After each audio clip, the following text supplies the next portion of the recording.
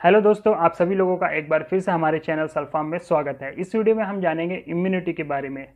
How can we boost our immunity, हमारी immunity को higher level पे किस तरह ले जा सकते हैं, इस बारे में हम वीडियो में जानेंगे। सबसे पहले हम जानते हैं इम्यूनिटी का मतलब क्या होता है। तो इम्यूनिटी हम कह सकते हैं कि it is a one system of our body which fights against the any type of disease और any type of infection, whether it may be a viral infection और it may be a bacterial infection. तो अगर किसी भी तरह का अगर हमें इन्फेक्शन होता है या फिर बैक्टीरियल या फिर वायरल इन्फेक्शन या फिर किसी भी टाइप की डिसीज़, तो उसके खिलाफ हमारे बॉडी में एक सिस्टम होता है जो उसके खिलाफ लड़ता है और उससे हमें हमारी बॉडी को रिकवर करता है। So that system is called as immunity system. तो ड्यूरिंग सच ए पेंडेमिक, जिस सिचुएशन में अभी हम हैं, तो इस सिचुएशन में हमें अपनी इम्यूनिटी पर ज़्यादा ध्यान देना चाहिए। हमें उसको हायर लेवल पे किस तरह ले जा सकते हैं उस बारे में हमें ज़्यादा ध्यान देना चाहिए। तो इस वीडियो में मैं आप लोगों को यही बातें बताने वाला हूँ। तो हमें दो चीज़ें जो मेनली है वो अपनानी चाहिए हमारी रोज़मर्रा की ज़िंदगी में। सबसे पहली चीज़, हमें हमारी ज़िंदगी में जो रोज़मर्रा ज़िंदगी में जो डाइट का यूज़ करते हैं उस पर ध्यान देना चाहिए। सेकंड चीज़, हमारी लाइफस्टाइल पर ध्यान देना चाहिए। तो सबसे पहले हम बात करेंगे डाइट में। तो डाइट के अंदर अगर हम देखें तो हमें जो मोस्टली ग्रीन वेजिटेबल का यूज़ करना चाहिए, देन फ्रूट्स का भी यूज़ करना चाहिए। फ्रूट्स में हम पपाया का यूज़ कर सकते हैं जिसके अंदर विटामिन सी होता है, एप्पल का यूज़ कर सकते हैं जिसके अंदर विटामिन ए होता है। देन उसके बाद अदर साइट्रस फ्रूट्स का यूज़ कर सकते हैं जैसे कि ग्रेप फ्रूट हो गया, लेमन हो गया, ऑरेंज हो गया, इन सभी चीज़ों का यूज़ कर सकते हैं। इसके अंदर विटामिन सी की मिकदार, विटामिन सी की मात्रा ज़्यादा होती है।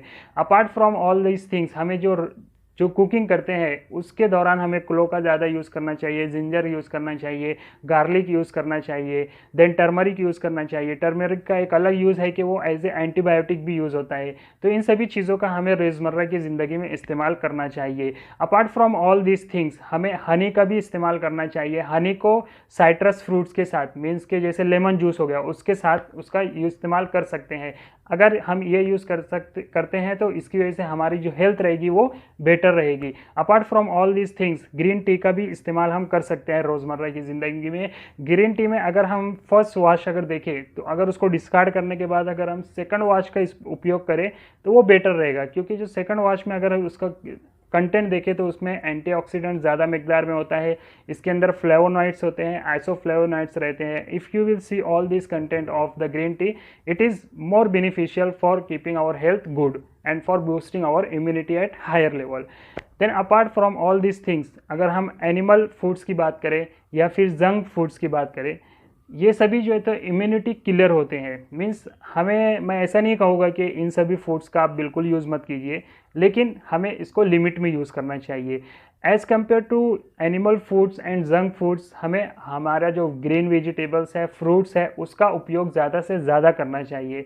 देन अगर हम जो ग्रीन वेजिटेबल्स है या फिर फ्रूट्स है, जितने भी मैंने अभी इनलिस्ट किया है, उसके अंदर अगर आप देखोगे तो ज़्यादातर विटामिन सी और मिनरल उसके अंदर ज़्यादा रहते हैं। और अगर आप कोई भी रिसर्च पेपर उठा के देख लोगे तो for boosting our immunity vitamin C is more important. Okay, और अगर विटामिन सी हमारे बॉडी में रहता है तो इसकी वजह से क्या होता है, जो वाइट ब्लड सेल्स रहते हैं हमारी बॉडी में वो ज़्यादा मिकदार में प्रोड्यूस होते हैं। और वाइट ब्लड सेल की क्या खासियत होती है कि ये जो डिसीज़ रहता है उससे लड़ता है, जो भी वायरल इन्फेक्शन रहता है उससे लड़ता है। तो इसलिए हमें इन सभी चीज़ों का इस्तेमाल ज़्यादा से ज़्यादा करना चाहिए। Now we will come towards the next part of the video, lifestyle. हमारी लाइफस्टाइल ज़िंदगी में किस तरह रहनी चाहिए। तो सबसे मेन चीज़ आती है लाइफस्टाइल के अंदर स्लीपिंग। अभी बहुत से लोग रहते हैं जो स्लीपिंग 12, 11, 2 बज जाते हैं उनको सोते सोते, और फिर उसके बाद सुबह 10, 11 बजे तक उठते हैं। तो that is never going to be a good for health. अगर हमें अच्छी स्लीपिंग, हेल्थी स्लीपिंग लेनी है तो वो 10 से 6 के बीच में रहती है। और यहाँ पे जो स्लीपिंग रहती है वो इट शुड बी अनस्टॉपेबल, मतलब कि यहाँ पे कोई भी डिस्टर्बेंस नहीं होना चाहिए। उसको जो स्लीपिंग रहती है वो ब्रेक नहीं होनी चाहिए, कंटिन्यूअस स्लीपिंग रहनी चाहिए। सेकंड चीज़ यहाँ पर आती है हमारा खाने का जो ईटिंग रहता है। ईटिंग का जो टाइमिंग रहता है वो 3 टाइम पे यूजुअली हम खाते हैं, लेकिन ऐसा नहीं करना चाहिए जैसे कुछ लोग करते हैं कि एक टाइम का खाना नहीं खाते और दूसरे टाइम डबल पेट खा लेते हैं। It is never going to be a good for health. अगर आप नियमित अंतराल पे थोड़ा थोड़ा ही खाना करके क्यों ना खाए, so that is going to be a good for health. Okay, second part हम आते हैं यहाँ पर जॉगिंग पर।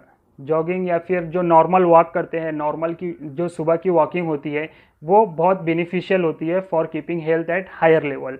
ओके, अगर आप कार्डियक पेशेंट हो या फिर आपको कोई अदर क्लिनिकल कंडीशन है, so in that case you must consult your doctor. Then उसके बाद नेक्स्ट पार्ट आते हैं हम यहाँ पर, आप योगा कर सकते हो, मेडिटेशन कर सकते हो। अगर आप इस्लामिक पॉइंट ऑफ व्यू है तो in such cases you can perform the नमाज। इन सभी चीज़ों से क्या होता है, जो हमारे माइंड में स्ट्रेस होता है, एंजाइटी होता है, वो सभी दूर हो जाते हैं।